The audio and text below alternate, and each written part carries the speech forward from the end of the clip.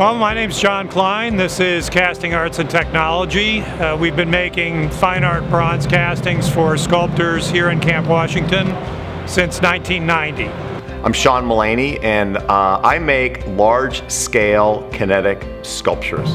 But over the time that we've been producing art castings, mostly what I've enjoyed is the collaboration with a wide variety of people, primarily artists, to fulfill their artistic vision in cast bronze. What I find most fulfilling and what I like best about being an artist is the freedom to come up with ideas and then pursue them and try to make them happen, and making things that have never been done before. My name's Debbie Brode, and I've been at this studio for 23 years, since my daughter was 2, and I work with painting, drawing, but lately textile and installation. So at Wave Pool, I kind of run all the ins and outs of the business of this being a nonprofit art gallery, art center.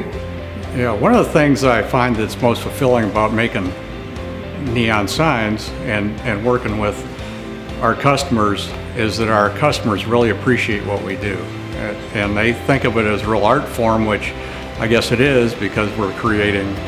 Probably the most satisfying part about having the American Sign Museum is for the people that come here and say, I've never really thought about signs, about somebody makes those signs, someone's got to design those, someone's got to create those signs. Signs are everywhere in the environment, but nobody thinks about signs. Wave Pool, in addition to having our gallery space, which we're in right now, we've got studios in the back. So we really try and have like a living, breathing artist community here that's working, as well as a wood shop, and the wood shop's open to the community. Camp Washington is what I would call a best kept secret. Camp Washington is one of those neighborhoods that you can drive through and it looks like everything's closed and no one's at home. But there's a lot going on behind those doors. There's a lot of people pouring metal and blowing glass and making things. Studio space is relatively inexpensive. Access to the highway and supplies is great.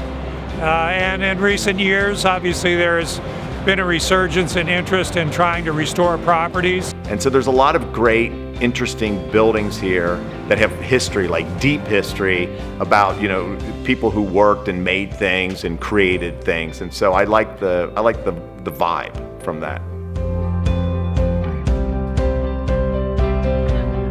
We know there's a lot of makers and there's a lot of resources here for artists, and a lot of raw material to work with. But there's so much potential, and artists love potential, at least I do.